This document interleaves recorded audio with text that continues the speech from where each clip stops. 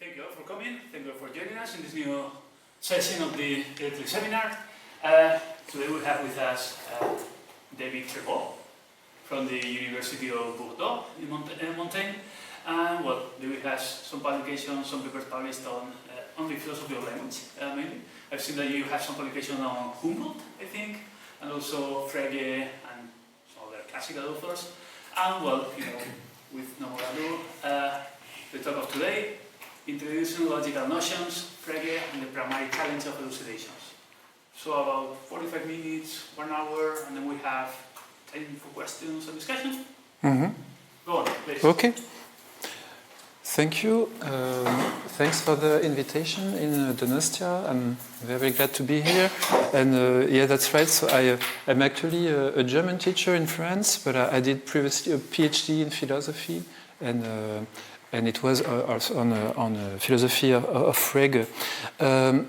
I gave this title to my talk today, introducing logical notions, Frege and the pragmatic challenge of elucidations. This title requires some explanations. I use the expression logical notions. It's a very broad expression to include as well the logical categories, and also what are the first elements in a system. So it will need a further qualification, but it's a way to put it to start with. Frege and the pragmatic challenge of elucidations. I talk here of a challenge which was it was noticed by Frege that in order for his reader to get a mastery of his symbolic system, preliminary remarks are needed, and it was a constant concern for him to allow his reader to get this mastery. And he put to this goal many efforts. And for him, there was no doubt that this challenge can be, that it should be successfully addressed. Although he didn't, maybe philosophically, didn't explain in full how it consists in. I will start with some very short quote by Frege. The purpose of elucidations is a pragmatic one, and once it is achieved, we must be satisfied with them. 2 remarks here. The word here, pragmatic, it has nothing here to do with pragmatics as a branch of linguistics. It's rather the efficiency that elucidations are to have. The meaning they're going to provide that will enable a reader, a listener to use the ideography or the concept script. And so that's the purpose, to achieve this understanding. And the second part of the quote insists on the fact that we shouldn't ask too much of elucidations. They have like a transitory task, and once this task is fulfilled, there's not more to ask of them. They are not meant as philosophical statements that would deliver a knowledge. They are used rather like a transitional use in making the new symbolism understood.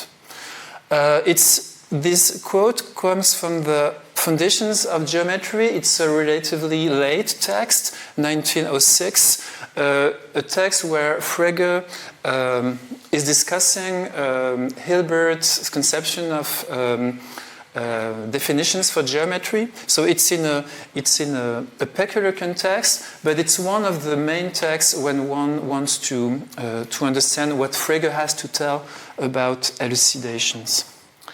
Here's the structure of my talk. In part 1, I will try to show some dimensions of different dimensions of elucidations. it's a first task to do is to delineate what can count as an elucidation in Frege, because there are the statements he labels as such, and maybe there's probably more statements that are elucidatory than what he labels as such. And we can actually approach this notion in a restricted way or in a more enlarged way. I will try to show that. In the second part, I will sketch the application of some notions of speech act theory to what Frege is doing in his text, especially in the introductory remarks of the two presentations of the formal system, the Begriffsschrift and the basic laws of arithmetic. And in part 3, I will address some interpretative issues on elucidations, which is actually a very broad topic that can lead us to the core of Frege's philosophical thinking. And I'm not going to address the whole complexity of the topic, but I hope to show shed some light on some tricky points. So let's start with what counts as an elucidation, an attempt at circumscribing the notion. Starting point, and what at least the most explicit statements of Frege that he says are elucidatory, it have to do with primitive elements. Primitive elements in the sense of notions that are at the basis of science presented in a systematic way.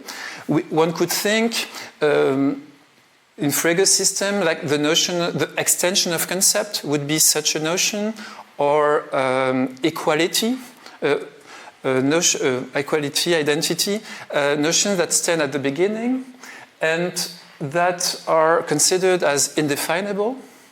And despite this indefinability, they still have to be introduced in some way or other. And that's where elucidations come to play. Well, it's from Foundations of Geometry, I read Frege, we must admit logically primitive elements that are indefinable. Even here, there seems to be a need to make sure that we designate the same thing by the same sign. Once the investigators have come to an understanding about the primitive elements and their designations, agreement about what is logically composite is easily reached by means of definition. Once the primitive elements are introduced, there is no difficulty in building out of these primitive elements more complex through definitions that take place within the system. But for the primitive elements themselves, no such means it is available, because we first have to introduce them.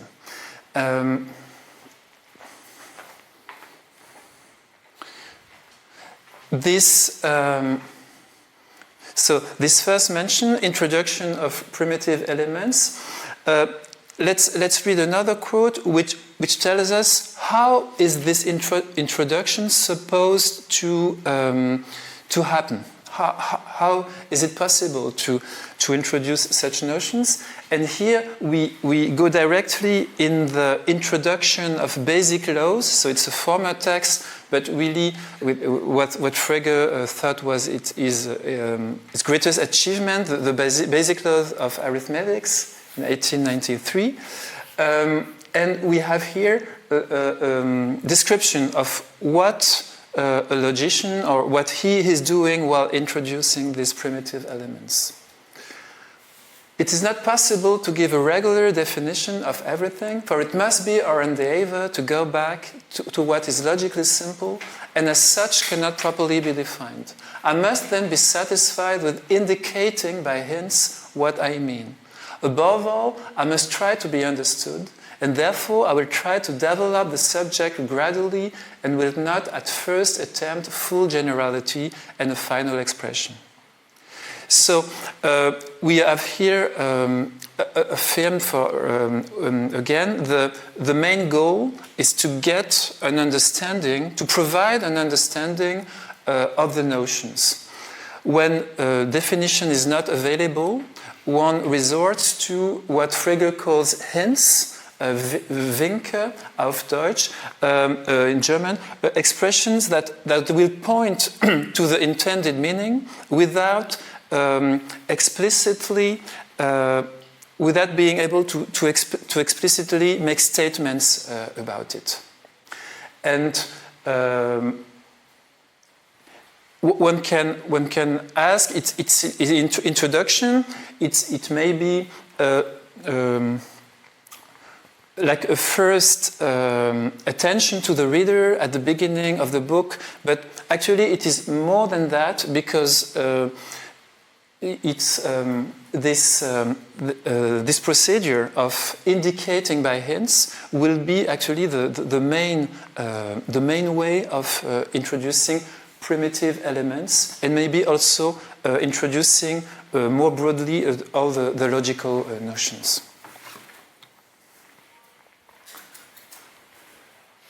Frege recognizes them as a specific kind of statements. Actually, quite late, it's here in a letter to Hilbert, considering all mathematical propositions. He suggests the following division: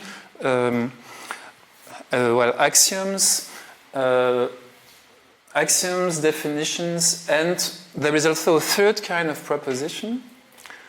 I quote Frege: one can also recognize a third kind of proposition, elucidatory propositions, but I would not want to count them as part of mathematics itself, but refer them to the antechamber, the propadeutics.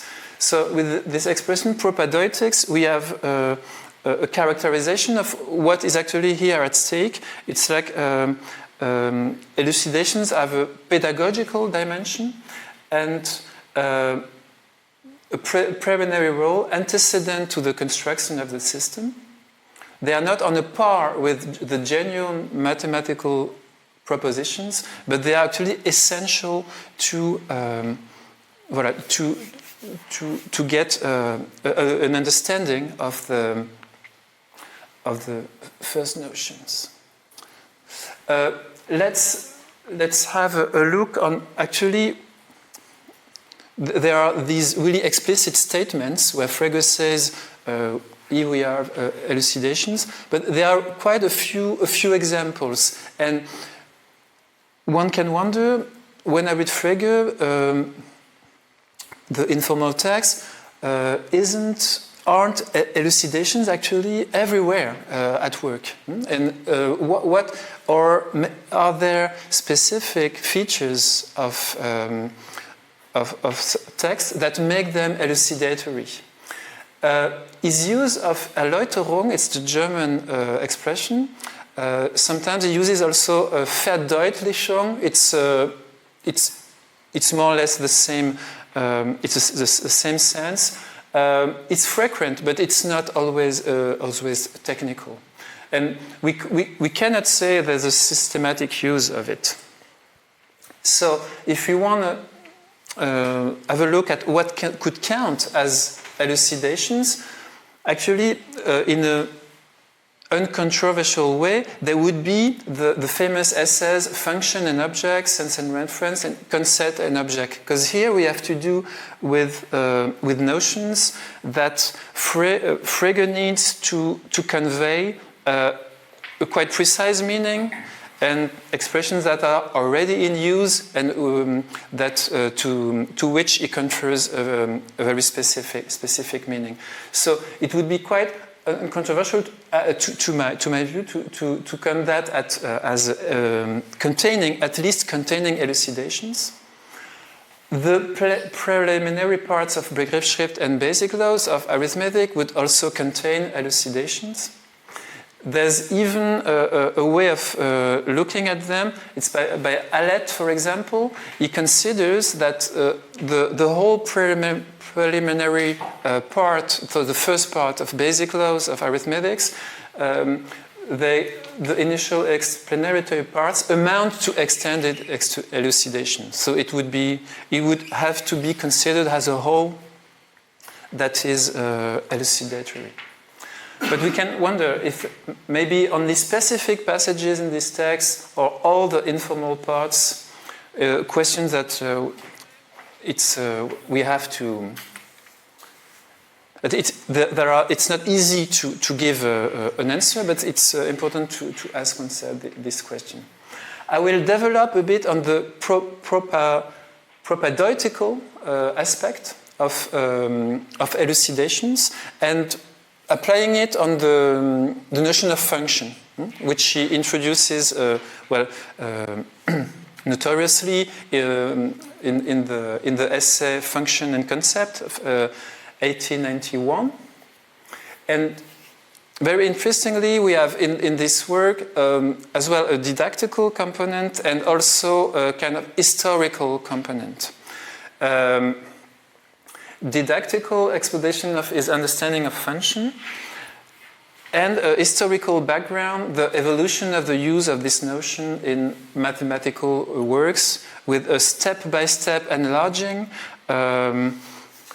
as well as in the formulation of functional expressions as in what can be accepted as an argument of a function. The upshot of this exposition is a statement which we can qualify as elucidatory, and it's the German sentence. I translated: the function in itself has to be called incomplete, unvollständig, in need of completion, ergänzungsbedürftig, or unsaturated. And we can ask, what status has such a statement? First thing that we notice is that there is not only one single qualification, there are three. There are three of them. The incomplete, in need of completion, and unsaturated. So we have here with a kind of diversity to do that. We will see that it's something that's peculiar to the idea of giving hints. A hint is not something that points directly to what he wants to explain, but it means making a grasp possible of the notion by approaching under different ways.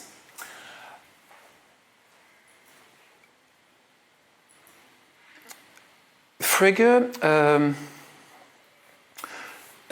he is conscious of the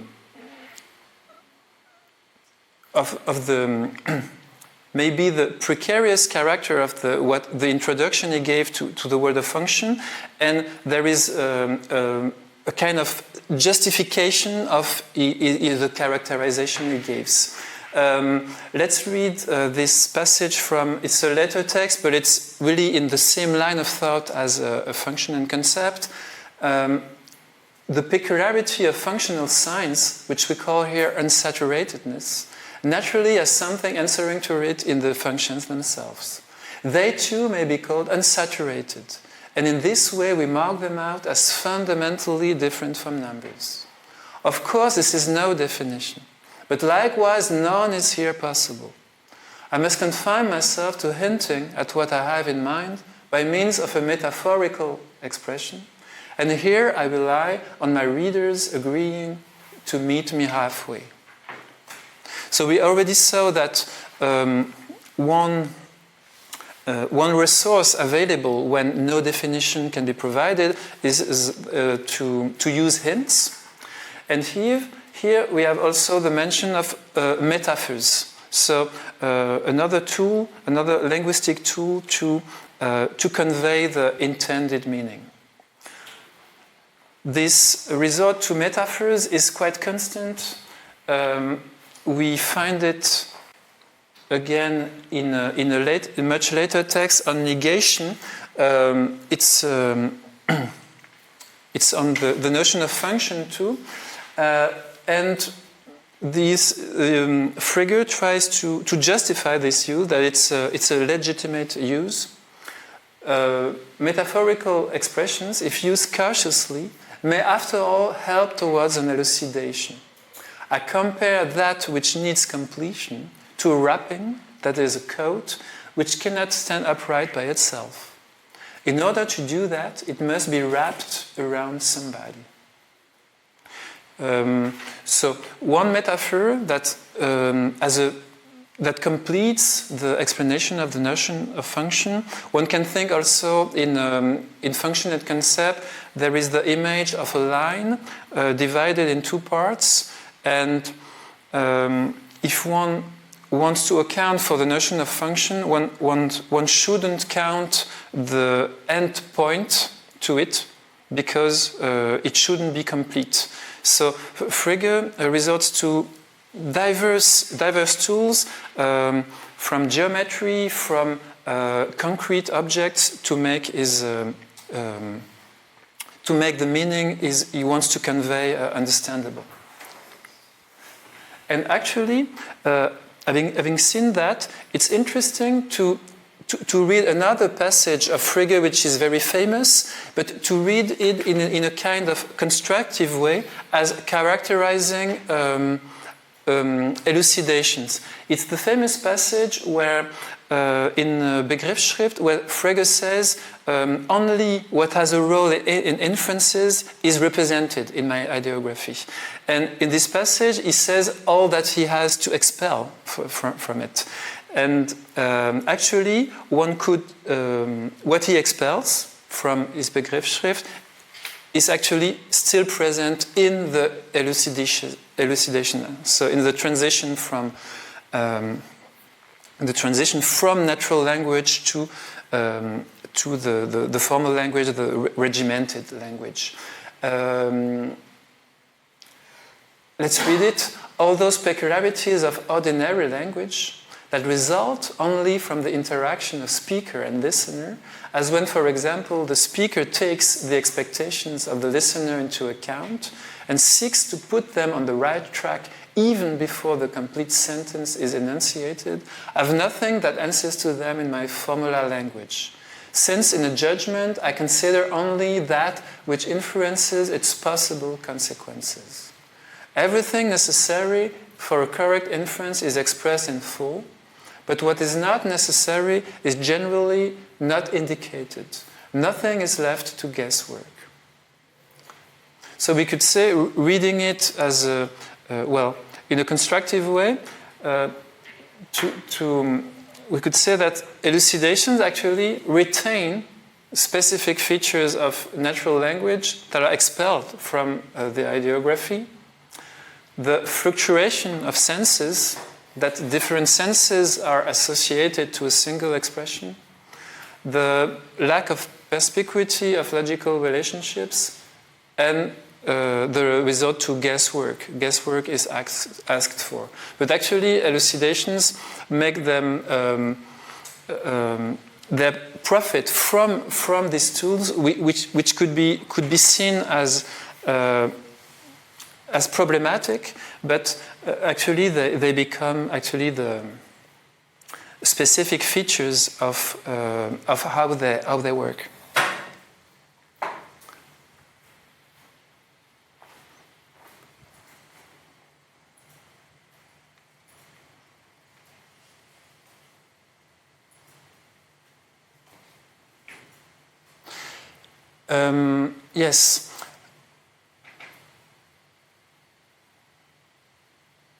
let's come to the relationship to definitions. Elucidations are often characterized as a negatively.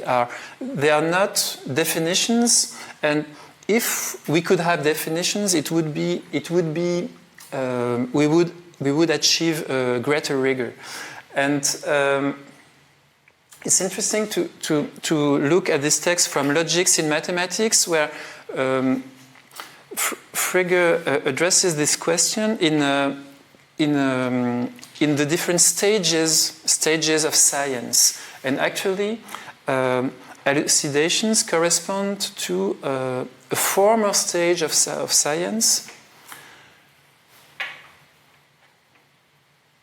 Again, Frege, we come to definitions. Definitions must be distinguished from elucidations. In the first stages of any discipline, we cannot avoid the use of ordinary words. But these words are, for the most part, not really appropriate for scientific purposes because they are not precise enough and fluctuate in their use.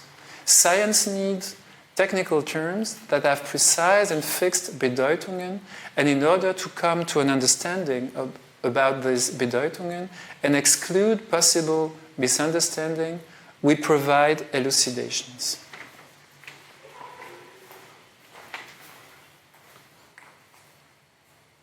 Of course, in so doing, we have again to use ordinary words, and these may display defects similar to those which the elucidations are intended to remove.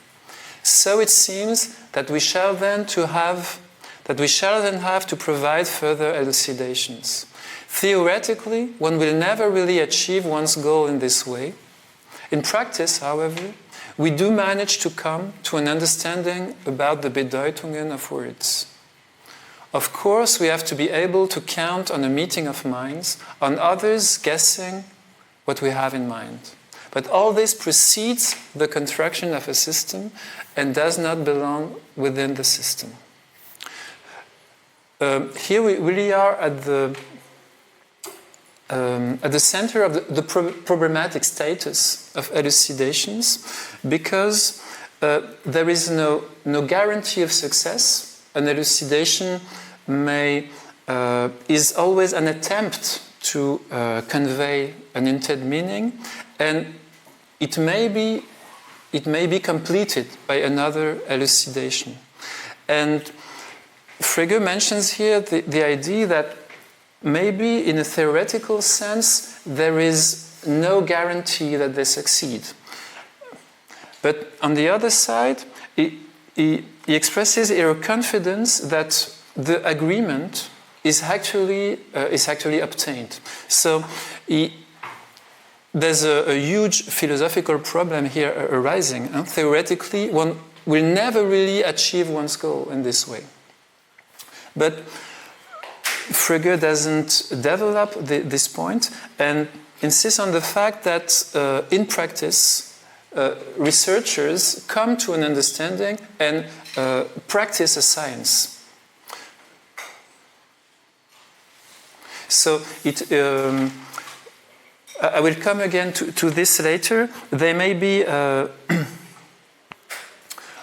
what could appear as a weakness, a theoretical weakness of elucidations, is resolved in the scientific practice.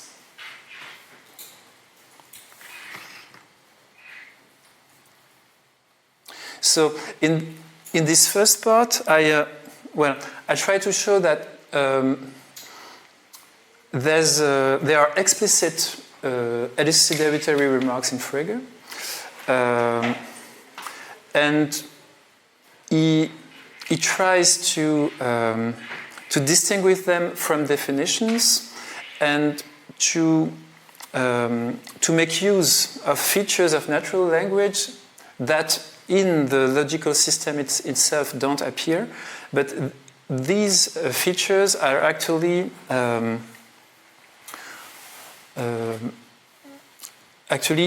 tools that get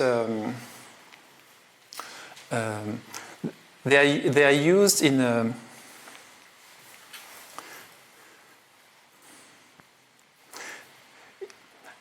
I try to explain in another way. So these features that could be interpreted as limitations are actually deliver a plurality of means that Frege had at his disposal to convey the meaning. I come in the second part. Can speech act theory bring clarity?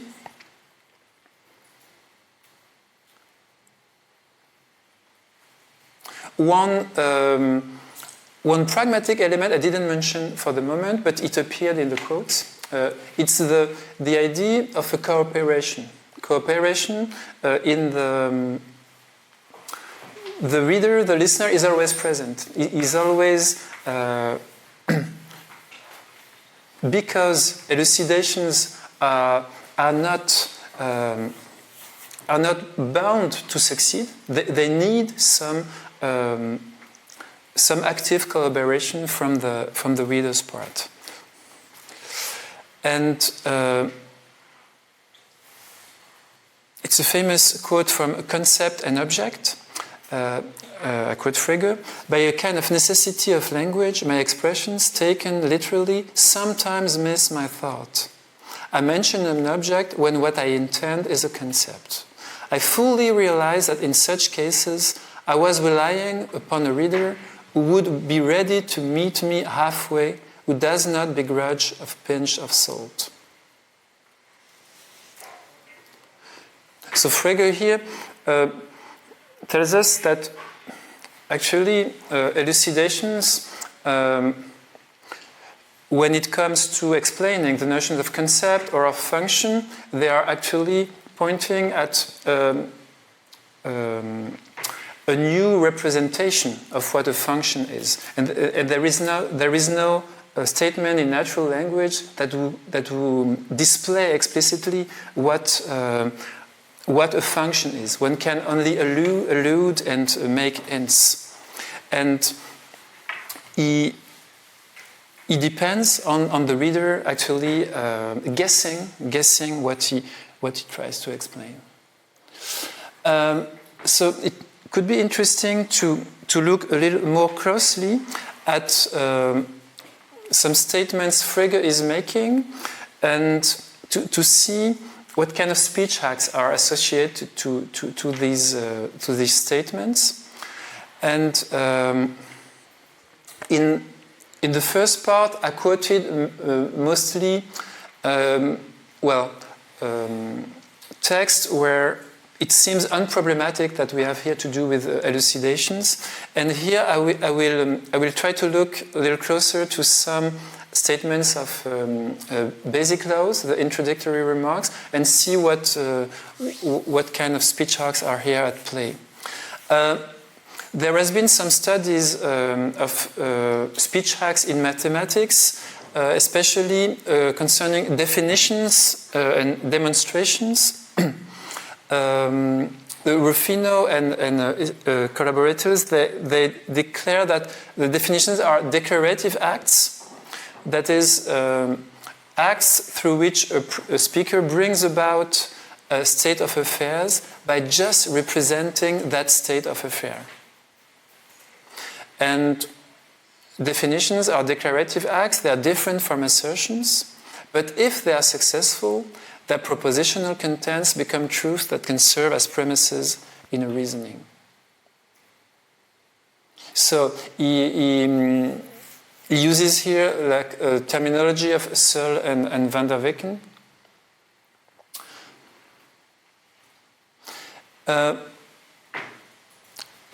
So it's for definitions in their strict sense. But what would be here in play in the introductory remarks of the logical system?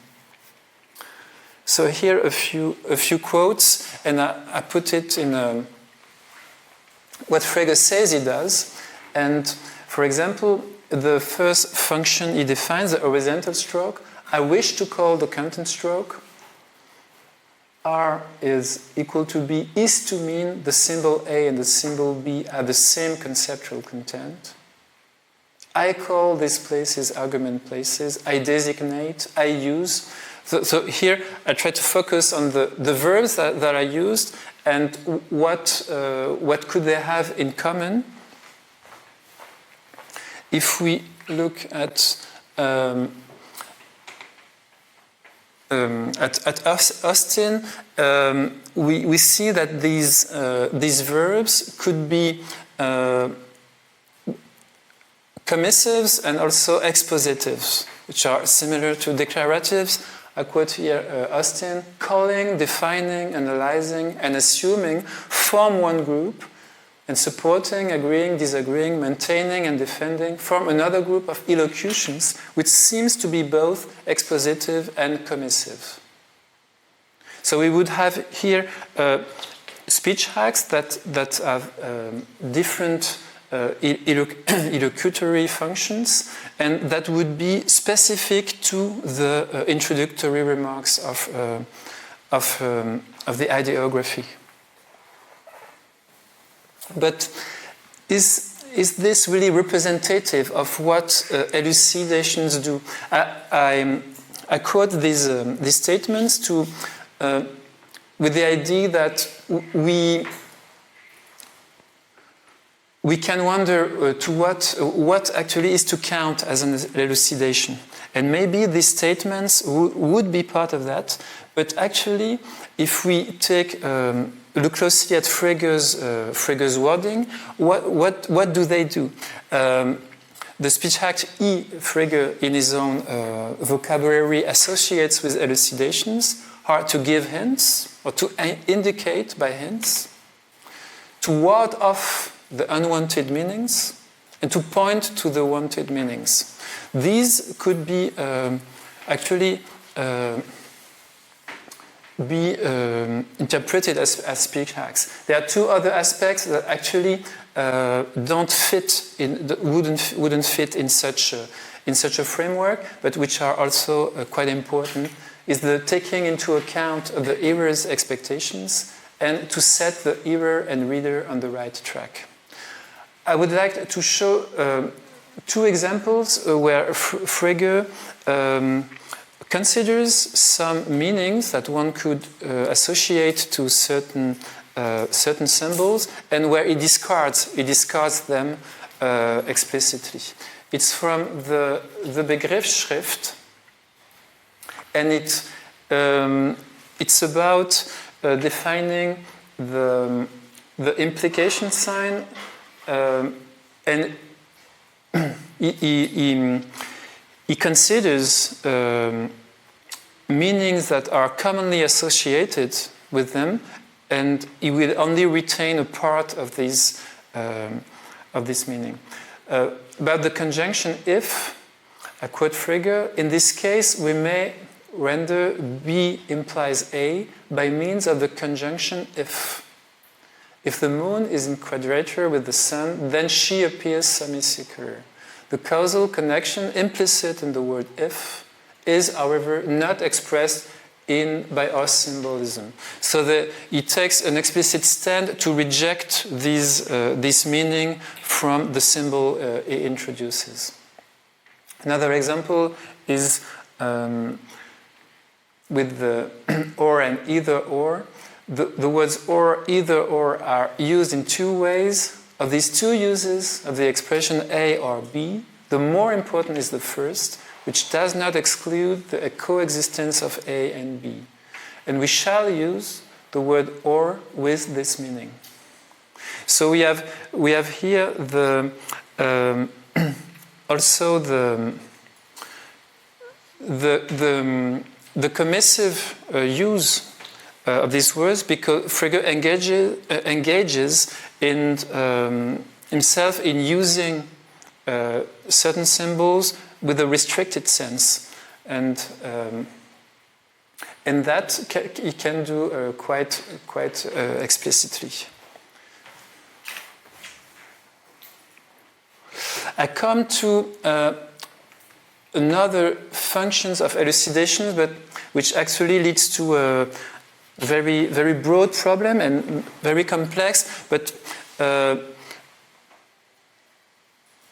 think it's important to to address it, to mention it at least, is that one could see elucidations not only in fixing meanings, but also in securing the possession of reference. And there's an interesting passage in Basic Laws of Arithmetics where we have a function that is defined. It's the application sign, which means that a certain object belongs or is an element of an extension of concept, and this function is not primitive. It can be defined using ideographical symbols, but Frege considers it necessary or important to provide elucidations. After the formal definition of the application sign, he supplies what he says a few elucidations, and which is actually an elaborate argument that shows that this new function sign has reference. One could consider that it's something unnecessary because it has already been defined. And however, Frege does it with the precision that is important, and that actually is a little puzzling, is that this argument that he provides to show that the new function as a reference has not the character of a proof. I quote Frege, "Only this, that the function sign as a reference, is fundamental to the forthcoming conduct of proofs. Our elucidation could be wrong in other respects without placing the correctness of those proofs in question. For only the definition itself is the foundation for this edifice." So one could wonder what exactly has provided reference to the new function. Is this the formal definition that Frege gives?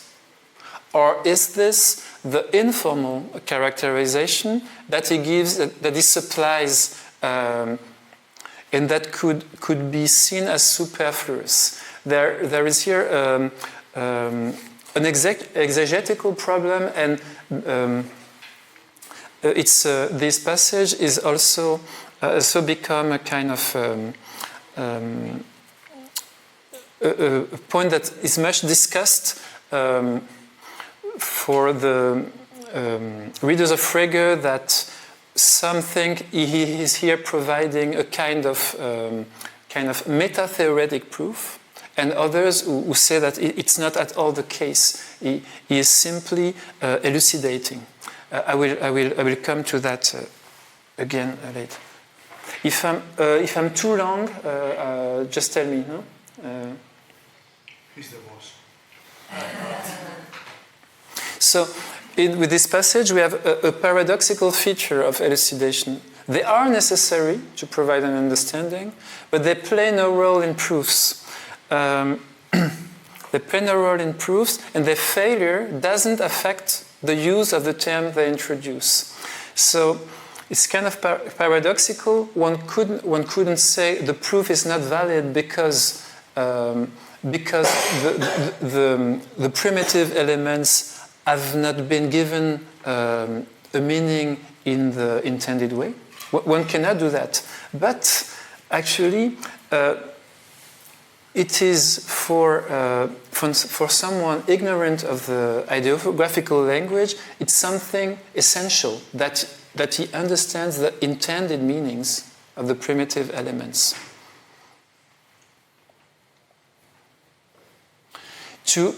To sum up, and it's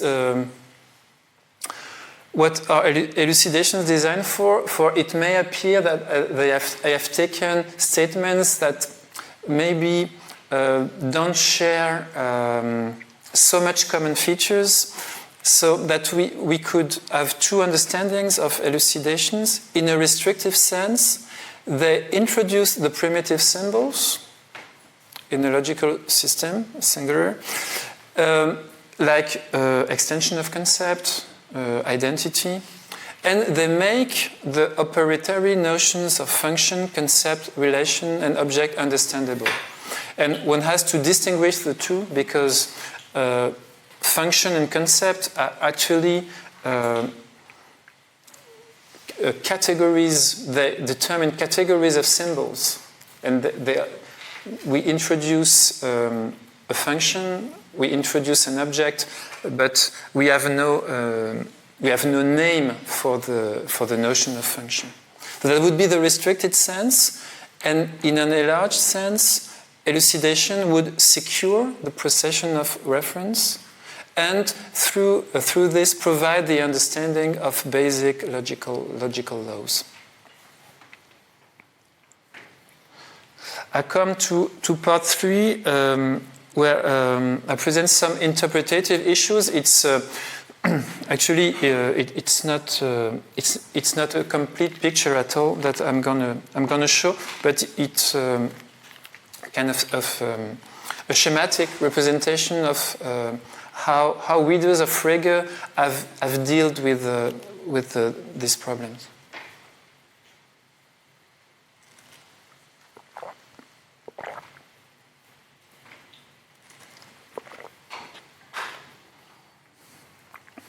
So we could say there are two main interpretative trends, and the first one is labeled ineffabilism, which means that elucidations aim to provide an insight into fundamental notions, but they cannot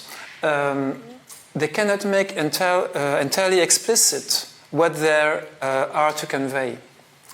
And there are actually philosophical statements that cannot be brought to formalization. That would be one interpretative trend. And the other, which called semanticisim, it would be that elucidations, they are part of a proto-semantic theory, which didn't exist at the time of Frege wrote, and they have a strong role in assigning sense and reference to the undefined terms of the logical systems.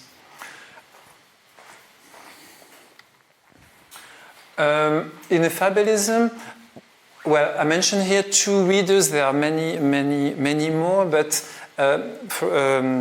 for someone like Johann Weiner, who wrote much about the topic, what counts as an elucidation is it's not its form, nor its content, but the role it plays in respect to the ideographical project and its contribution to the propedeutic. So they are not the elucidations. They are not genuine statements that convey a knowledge or philosophical, but they have these actually. They're only useful in conveying an understanding of the Begriffsschrift. And in this line of interpretation, the idea that the notion of elucidation is close to that of the Tractatus. For example, Conant said that Frege's elucidations, they are precursors of the Wittgensteinian approach to the Tractatus. I quote Conant, 2002, according to Frege, in elucidating the meaning of terms such as object and concept, we attempt to help our audience to latch on to the intended meaning of a term for something logically fundamental by coming out with forms of expression that misfire and then helping our audience to see how they misfire. So here, for Conant, there is he assumes that elucidations actually fail. They actually fail, but by failing, they show something of the notions they are using. And a notorious example of that is the statement that the concept horse is not a concept. So it would it has paradoxical features, and but it conveys something without being able to actually say what a concept is. So that's one thread of interpretation. And the other, which is actually, just to mention, it's a very recent approach of that. And in Vannery, Frege's conceptions of elucidation insist on the variety of elucidations we have in Frege, something I try also to show a little. And for him, we have to sharply distinguish the elucidations of primitive terms and the elucidations of logical categories. I completely agree with this distinction, although I find it difficult to see in Frege's most explicit text on elucidation if he has only one group or the other in mind. To me, it seems he has all these notions in mind, and it's for me it's linked to the idea that Frege is much more concerned with elucidating efficiently, that is, elucidating the notion of function, of concept, than theorizing about it. And that the notion of function is simple, or that the extension of concept is simple, actually, they belong to different groups, because extension of a concept is a primitive term, and function is a logical category. So it should be dealt in a distinct way. But it seems to me that Frege, as a kind of general talk of elucidations, that would be encompassing both. But it's still I think an important distinction to have in mind. And the other trend, which is actually it should deserve a complete talk about it, and that it's the idea that Frege anticipated model theory, and that elucidations would actually provide an interpretation to the undefined symbols of the system, and we would actually have an unformalized meta-language that provides meta-theoretical proofs. And although actually with it deserves actually much qualification, but Demet could be seen as interpreting Frege in this way, although he has such a refined way of interpreting that, and Eck also, and the idea that Frege was on the way to give semantical interpretations, and he had to create at the same time the formal system and the introduction. So it was too much for a single man to do both. I will skip that and come to a conclusion. In mathematical practice, elucidations are crucial to ensure an agreement about the sense of the primitive expressions and in the use of operatory notions.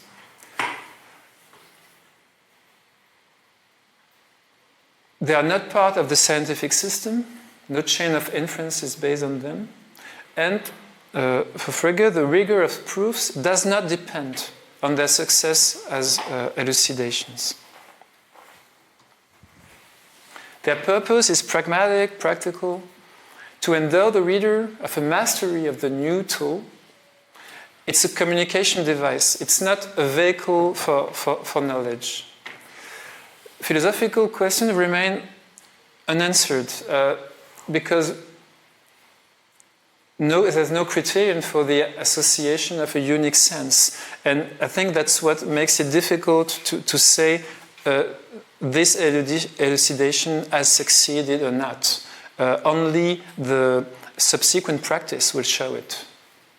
And cooperation remains required at every step of the elucidating process until we begin with using the formal system. And characterization of elucidation as specific speech acts. I gave very sketchy ideas about it. It presupposes a standard what counts as such. And it remains a task, actually, to be addressed in more detail, to see where we have genuine elucidations and where we have something else. And actually, the question in the background is we have this label, elucidation, but do we have a unity under it? And I think there's in the literature there's a lack of precision in this respect, due also to the Frege remarks. There are sometimes he doesn't search. He is not in search of a very precise delineation of what is an elucidation and what is not. Thanks for your attention. Eskerrik asko.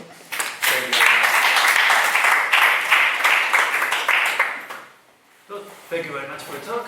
So now we have time for questions and discussion. Eros, go on. Yeah? Yeah.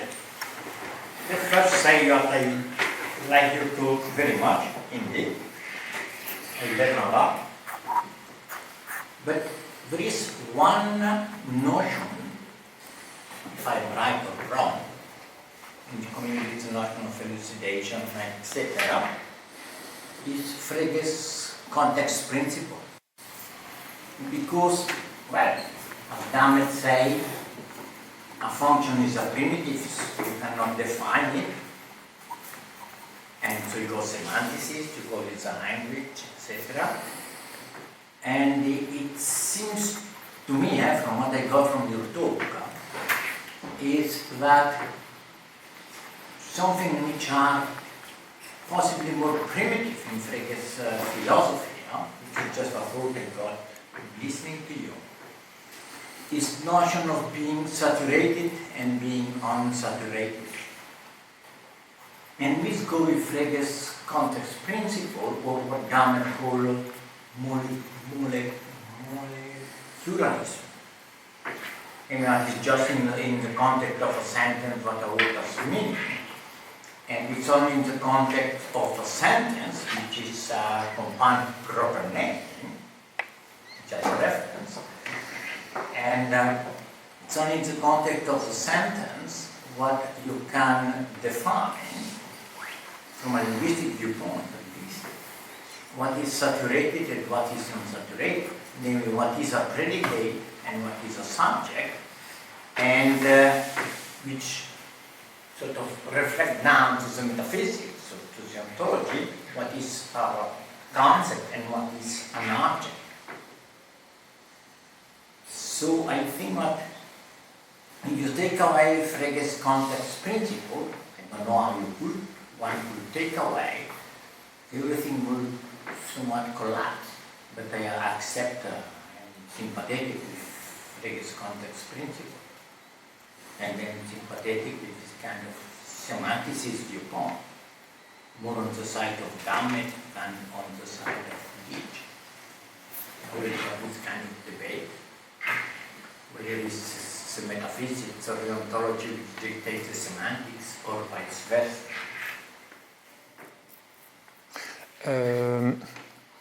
Okay. If I may, is your question if the context principle could also play a role in elucidations? Or, yeah, I think so. Okay. It goes with, roughly, go with the Dammit classical Damet interpretation, the subject-predicate distinction, because an open sentence and it needs to be saturated by a subject, then on the metaphysical, on the ontological, we got a concept which needs to be saturated by an object, and without the context principle. Okay. It seems to me, Yeah. it was just a way to read into what you were saying, Okay, but we are actually, if we take, for example, the statement a function is unsaturated, so like it would be like we have to consider to apply this principle to statements about logical categories. Huh? To get proper name, a compound proper name, which has a reference. Because from a semantical viewpoint, if you got an open sentence, it doesn't mean nothing, so you need a subject into it to get a whole which got a reference. But well, actually, I think the ground division function and concept it's anterior to that, because we need the distinction to be able to practice logic at all. So I think when he says maybe something I didn't insist much is that introduction of function, introduction of object, they are correlative. The introduction of objects is dependent on the notion of function. Everything that is not a function is an object. So there would be a kind of, well, a dependency and an order of introduction of these notions. But, well, actually, when context principle, I think, well, it would be a kind of second level consideration, and I think Frege didn't try that. Although actually in Grundlagen, well, there are considerations about satisfaction of a concept and existence, but well, I think for him, when he says a function is unsaturated, it's well, it's not the right form. It's not the right form that under which we should say so. Actually, what he means, a function is unsaturated, so that justifies the introduction of symbols that exhibit a place to be filled. So it's more, it's transitional. He makes these statements so that the reader sees, yes, in the symbolism, we need this kind of symbols.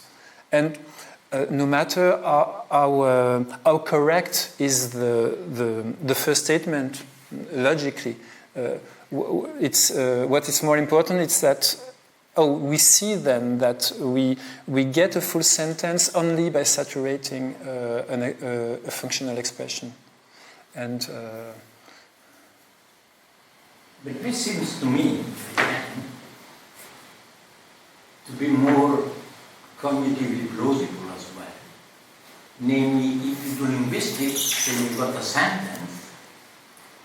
You start from a sentence. The sentence, the first parsing is you've got a noun phrase and a verb phrase, the subject and the predicate. In this way, we are sort of genetically built to process language. And it seems to me that Frege was right. And to some extent, he anticipated cognitive sciences and Chomsky. okay. But they may be wrong. But they repeat, they like your talk a lot, and they learn a lot. Thank you. Thank you.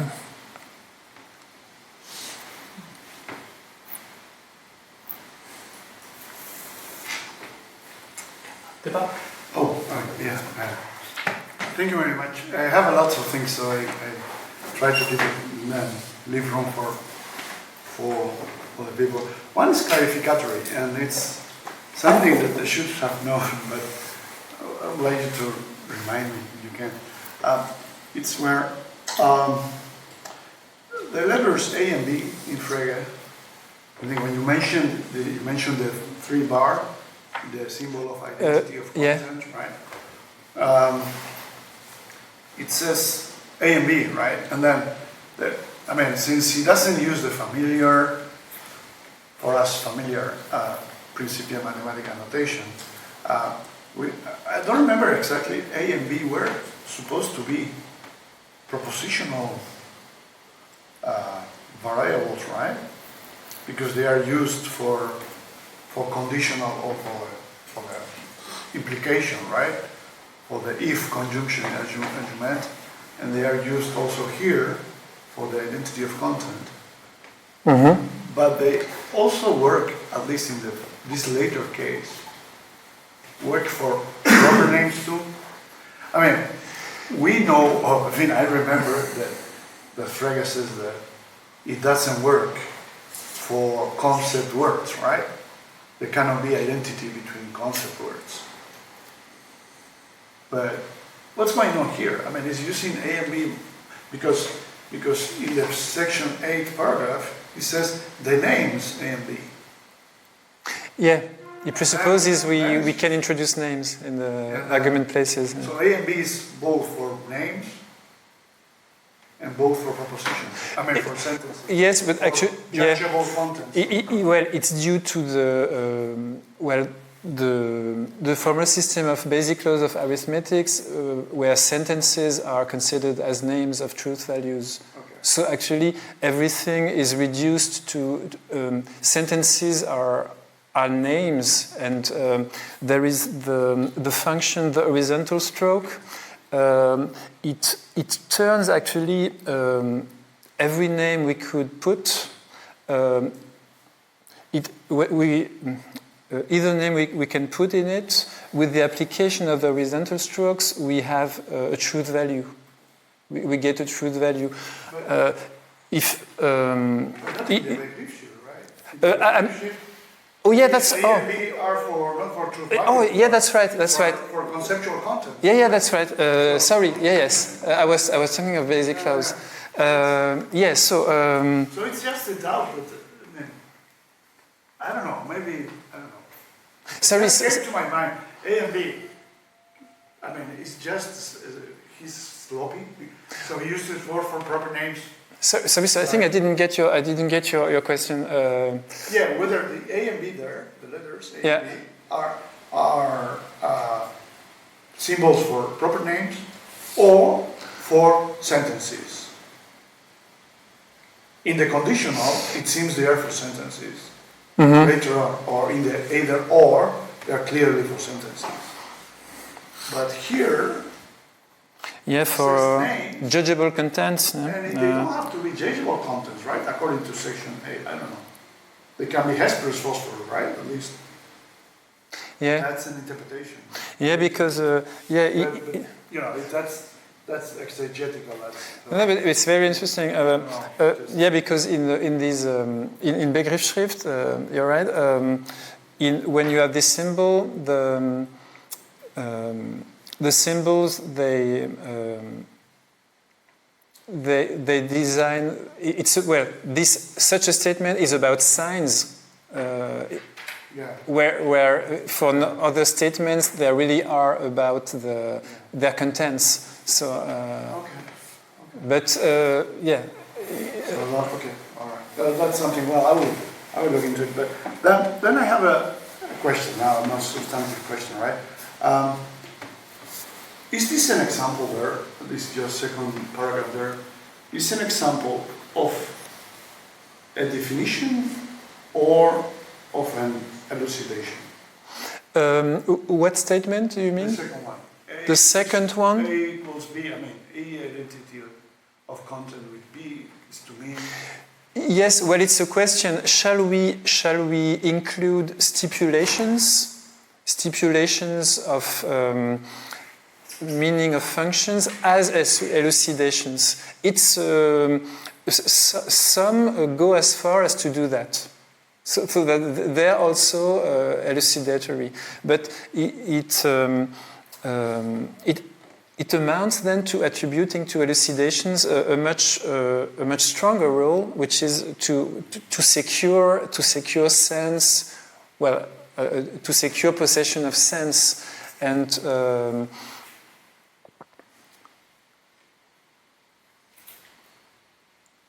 because, well, yes. And why are we allowed to do that? It's because it's the question of sometimes we have translations of ideographical statements in natural language, and sometimes not. Sometimes not, and it makes a difference. It would mean sometimes there could be some isomorphism between natural language and the formal. In most of the cases, not. And I think that could lead us to ask if even in such statements,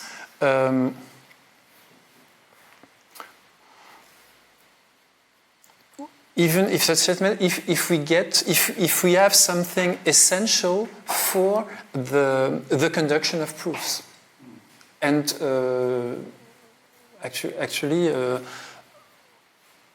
Actually, maybe not. It may be essential for a reader to load formulas with meaning, but maybe it could function without this. So, and then just to follow up, that is like, I don't know. That's a question in which I don't know what Frege. Well, I have no idea what Frege meant, but in which, if there is an elucidation here, it was not successful. That's an example of a non-successful elucidation on the part of Frege, given what it came later, which is the difference between identity with this symbol and identity of content with these three symbols, right? I don't know if you agree with the fact that traditionally they have been confused. Even Van Heijenoort, in the preface to the Begriffsschrift, or introduction to the edition of the Begriffsschrift, he forgets about the 3 bar, and he talks of section 8 as being about the the regular identity, right? Mm-hmm. So the thing is, as you said that identity is not definable, right?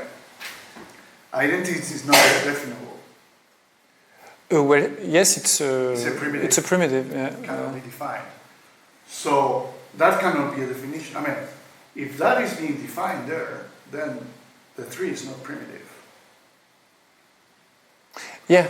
That would be proof. If that's a definition, if that's considered a definition, that wouldn't be primitive, because it can be defined. The 3 stroke. Yes, exactly. So it's not a primitive. If we take a definition in the strict sense, that happens within the system with symbols we have already that are previously introduced. So, so that was my question. It was interesting. I was understanding that if it is a definition there, then it is not an elucidation, right? Because elucidation comes especially for things that cannot be defined. Yeah, with a strict understanding of definition. Yeah. Yes. Can also come to clarify what is being defined, right? Mm-hmm. That's what it does. But in this case, if you take that one to be a definition of the 3-stroke bar, right, then that would be a proof that the 3 bar is different from the 2 bar, because that would be definable, and this one cannot be definable. According to Frege. Okay, but yeah. So the thing is, this section 8 of the Begriffsschrift, defining the 3 bar, defining identity of content, or it is elucidating it. cannot be both, Yes, yes. right? Well, I would say it's rather like introducing it, and although it's more elucidating, so that the reader can then understand proper definitions, because then it would be it would appear in all definitions in the strict sense. So it's not a definition, the section 8 of the English doesn't give us a definition. No, I would in a very strict sense of definition, I would say not. It's not. Thank you. Diego? So thanks for the talk. A clarificatory question. So, is it necessary to understand what an elucidation is for the elucidation to do its kind of explanatory work? Or, because I mean, if it is, it seems like there is some sort of kind of infinite regress problem, right? Because if we need to understand what an elucidation is, so we need the elucidation, right? Yes. But if not, it's the question might be silly and very very far from being, familiar with this notion of elucidation. But if the notion of elucidation doesn't need to be understood, where does this leave this kind of project from a Fregean perspective? Yes, and I don't think it's silly at all, but I would say no, you don't need to know that you're reading an elucidation to understand it.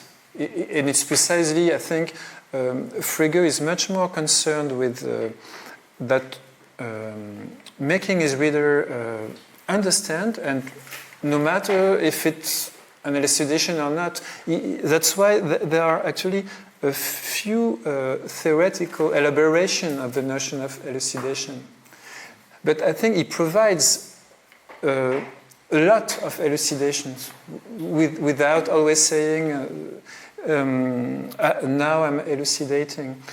No, it's actually from a Fregean perspective, it's what I showed at the beginning. Well,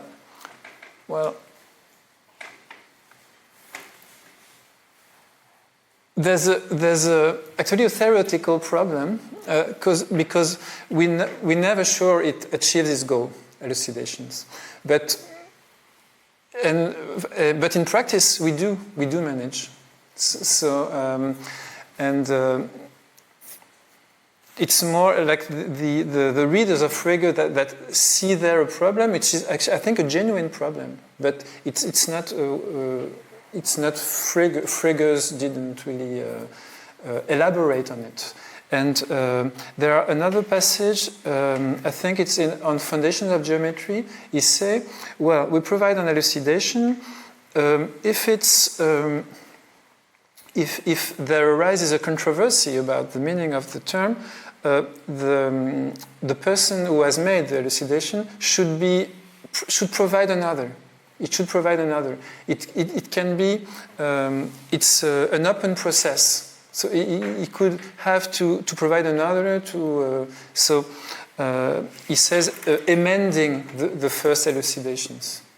So it means two things, that we cannot attain a definite, there wouldn't be a definite elucidation that would make it all clear.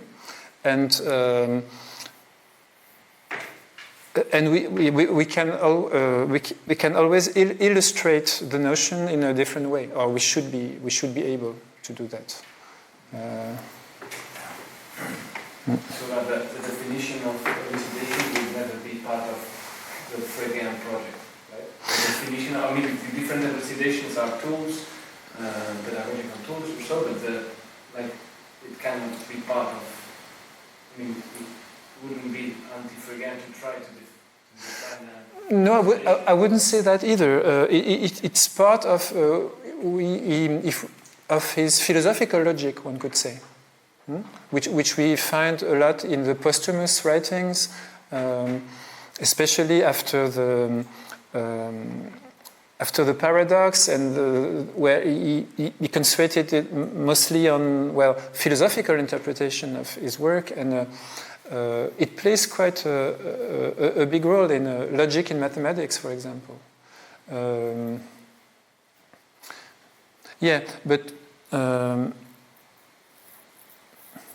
In the frame of a philosophical logic, but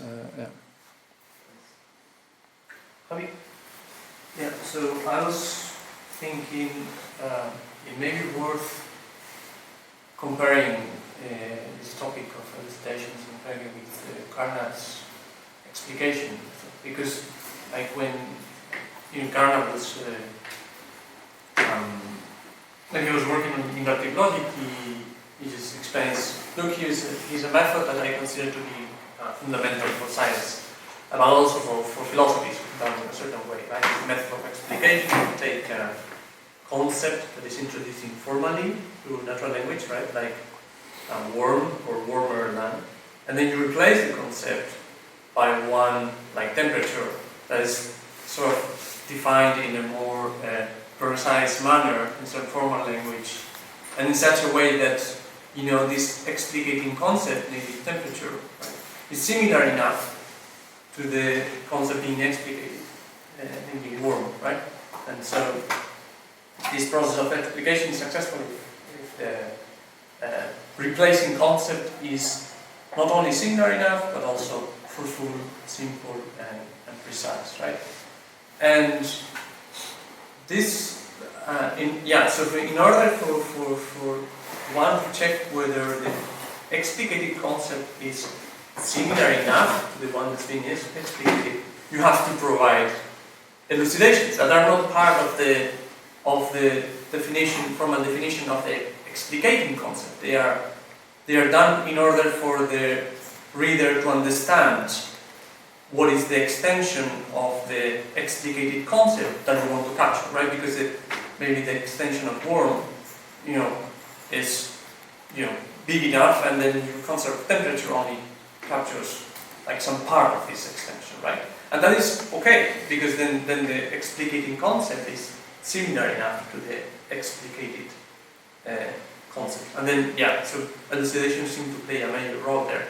And I mention this because it's interesting looks like maybe interesting for the ineffabilism, semanticism discussion, right? Because then here you're replacing one concept by another.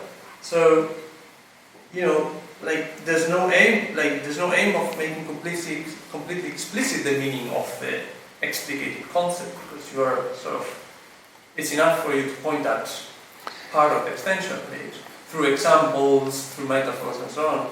And it doesn't look like it's a semanticist project either, because you're not giving the meaning of the original explicated concept. You're replacing it by something else. So it seems like it escapes both horns of both of these theses. So yes. You provide a comparison of something that looks a bit like. Yes. Actually, I had also some slides on Carnap, which I wanted to show, but this topic is directly addressed by Frege. Well, not with physical concepts, but in logic, in mathematics, he will distinguish what he calls definitions proper and analytical definitions. And the analytical definitions, they take a concept that is already in use, for example, number, and tries to define it in a precise way. And then one faces the choice: do I keep the same word, or do I provide a new symbols to designate it? So either I keep the word and I provide a new meaning, or if I really want to make it like a constructive definitions, I take some new symbols and it would be in the end equivalent to what was understood or at least it would correspond to some part of the uses of the word number, but we have a new designation. I think it's a very close problem that the one Carnap addresses. And actually, I can show I have a quote from Logic's Foundations of Probability by Carnap.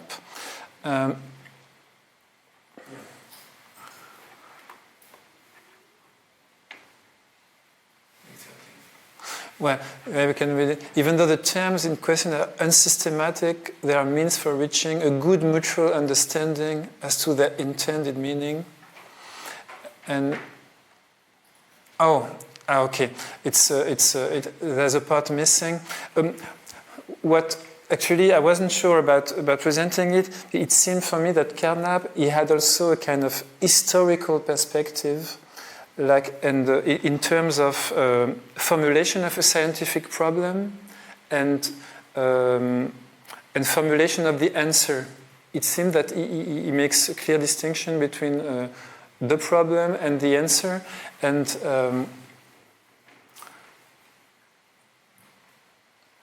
we can satisfy ourselves with kind of inexact terms in the problem, in the formulation, but for the answer we have to get a precise, really.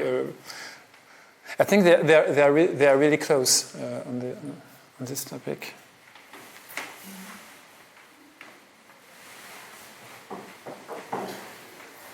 Any more questions? I have one, at least one. Okay, go on.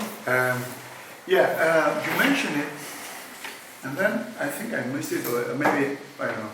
I have to make sure that I understood well. You mentioned that Frege, I mean, the aim of elucidations will be to secure reference, right? And like in that respect, elucidations, we can be pretty sure that they will work with the collaboration of the hearer and blah, blah, blah, blah, right? But it's securing the reference, the Erläuterungen, that will be like feasible by elucidation and usually achieved, right? But it wouldn't be the case with the senses, in which we would be less sure whether our elucidations work or not. So I think you are going to some of the text, I don't know, textual evidence, saying like, he's thinking about securing reference and that would be enough. On the other hand, that seems like no, because difference in sense can affect to the inferential potential, right, of what you understand. So even if we secured reference on a particular sentence, we might make different inferences if we attach different thoughts to those sentences. So the question is maybe double. Could you point to the textual evidence in which Frege says something about what's the purpose of elucidation, securing reference, at most, ideally securing sense, even if that rarely happens? Okay, One thing, I can try. I'm actually unsure about that. If the sense reference distinction, how does it fit with the purpose of elucidations? And in the first, as I first was thinking about the topic, I thought it's only sense. It's only sense, and actually, reference, it has to do with when one is in the framework of proofs. So actually, we just have to have an agreement on sense. And but when one reads the text, it's not so clear. And in Foundations of Geometry, he uses Bedeutungen. I don't know if it's in a technical sense.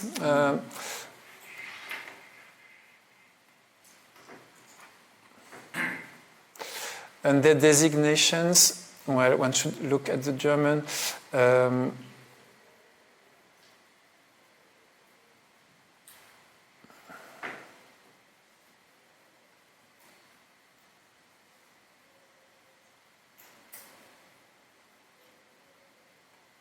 Oh yeah, science needs technical terms that have precise and fixed Bedeutungen. And to come to an understanding about these Bedeutungen and exclude possible misunderstanding, we provide elucidations. But I'm not sure it's the technical sense of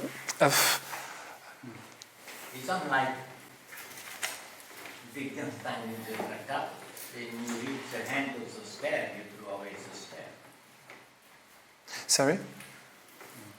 Sounds to me, just semi-joke. It's like in the Tractatus. When you reach the top of the stair, you throw away the stair. Yeah, that's the ineffabilist reading of it. What's the year of this thing? 1906, I guess. Oh, no. Oh, wait, 1910 or 1914? 1914, I think. So it's probably using Bedeutung should be distinguished from Sinne, right? Yeah, but it's about restricting the fluctuation. There shouldn't be fluctuating of use, so it would also apply to sense. Well, I don't know. Maybe to say that elucidations provide Bedeutungen, it would be conferring to them a too important role, and a theoretical role too. So I would say it's confined to sense, but actually I cannot sustain it completely. But it's confined to sense, then Bedeutung comes for free. Because you have secure sense, then you know that the reference is going to be the same, if you have the same sense. Because sense determines reference. And so, yeah, exactly. But this guy also, this Van Rij or Van Rie or whatever, I think he talks about securing reference. Yes. Not sense, because that's exactly. Yeah. Not attainable. Yeah. Exactly.